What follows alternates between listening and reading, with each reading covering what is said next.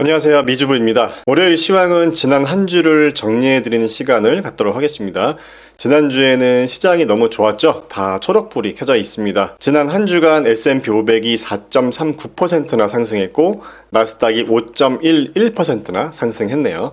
반면에 국채금리는 5% 이상 하락하면서 10년물이 4.56%, 30년물이 4.75%까지 하락했습니다. 자, 국채금리가 하락하면 어떻게 되죠? 채권 가격은 상승하죠. 제가 지지난주쯤에 연금저축 계좌에서 미국의 장기채 ETF인 TLT ETF와 같은 한국 상장 ETF죠. 이 에이스 미국 30년 국채 액티브 ETF를 제 연금저축 계좌에서 매입하기 시작했다는 내용도 공유해 드렸는데요. 시장의 정확한 타이밍이나 바닥을 맞추는 건 의미가 없지만 그래도 타이밍이 좋았던 것 같습니다. 7,735원의 가격에 매입을 시작했으니까요. 자세한 내용은 MGB 파이어니어 클럽의 계좌 매수 매도 종목 공개 코너에서 국채 ETF 매수 타이밍과 매수 종목에 대해서 공유해 드렸습니다. 자, 지난주는 대부분의 경제 지표들이 연준의 입맛에 딱 맞게 아주 잘 나와줬습니다. 특히 지난주 금요일에 발표한 고용 관련 지표들이 아주 좋았죠.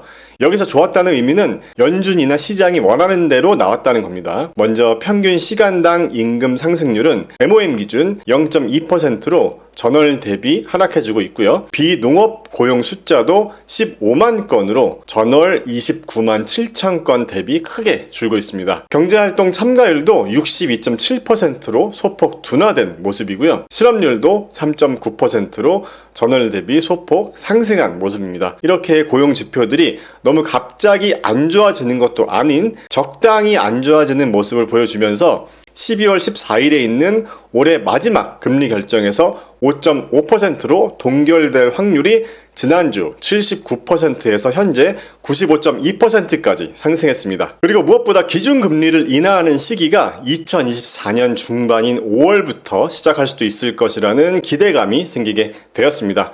불과 2, 3주 전까지만 해도 한 차례 금리 인상이 더 필요할 수도 있고 고금리가 내년까지 유지될 수도 있다는 의견이 지배적이었죠.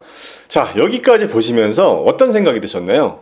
우리가 경제를 예측하는 건 아무런 의미가 없다는 겁니다. 이렇게 경제 지표가 어떻게 나오냐에 따라서 한 달도 안 되는 기간 동안 시장의 분위기가 또 이렇게 바뀔 수가 있으니까요. 우리는 장기 사이클에 초점을 맞추면서 투자 전략을 세워나가면 되겠죠? 자, 산업별 주도주들도 살펴보겠습니다. 지난주에는 시장이 워낙 좋았던 만큼 대부분의 종목들이 다 상승해 주었는데요. 특히 지난주에만 24%나 상승한 블록이 눈에 띄네요. 어제 라이브 방송에서도 보여드렸지만 블록은 적정 주가 아래로 많이 하락한 종목으로 가중치 비율도 높은 종목이었죠. 자, 이번 주도 관심 있게 지켜보겠습니다. 테슬라 초기 투자자로 유명하죠. 론 바론이 테슬라의 기업 가치가 10년 뒤에는 약 8배에서 10배인 4조 달러 기업이 될 거라고 했다고 합니다. 참고로 테슬라의 현재 시가총액은 한 7천억 달러 정도 되는데요. 자, 론 바론이 왜 이런 생각을 했을까요? 테슬라에 투자하시는 분들은 론 바론을 잘 아실 텐데요. 2010년에 일론 머스크를 처음 만나서 2014년부터 테슬라에 투자하기 시작했으니까 10년 가까이 투자한 장기 투자자죠. 스페이스 X에도 투자해서 큰 수익률을 거둔 것으로 알려져 있습니다. 자, 론 바론은 테슬라가 단순히 자동차 회사나 배터리 회사가 되지 않을 것이고 모든 자동차들이 테슬라의 자율주행 서비스를 이용할 것이라면서 4조 달러 기업이 될 수 있다고 주장했는데요. 론 바론이 2010년에 일론 머스크를 만났을 때는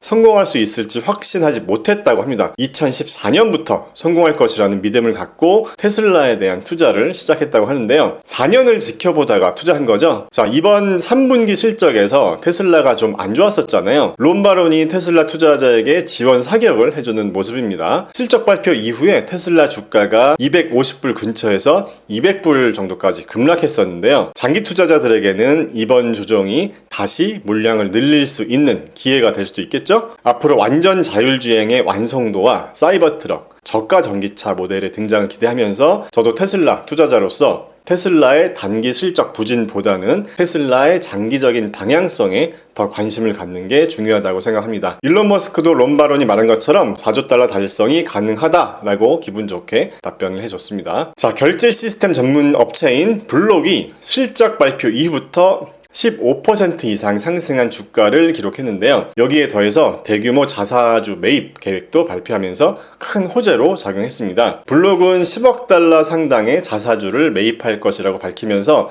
주가에는 호재로 작용했죠. 또 블록은 성장주 투자의 대표주자로 손꼽히는 아크인베스트가 기술주들의 조정이 있을 때 대거 매수한 종목이기도 합니다. 그동안 블록이 조정을 받을 때마다 저가 매수에 나서기도 했죠.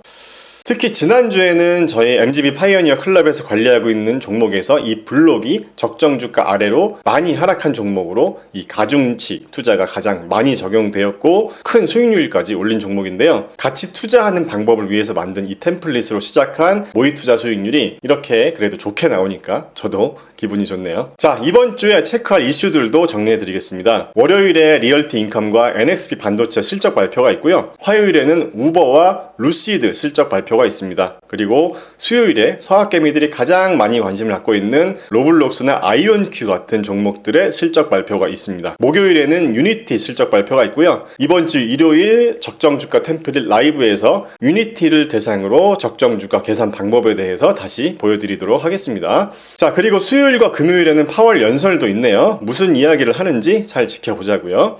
자, 어제 라이브 강의 들으셨던 분들 모두 고생 많으셨습니다. 드디어 적정주가 템플릿 활용법에 대해서 1시간 정도 라이브 방송을 진행했었는데요.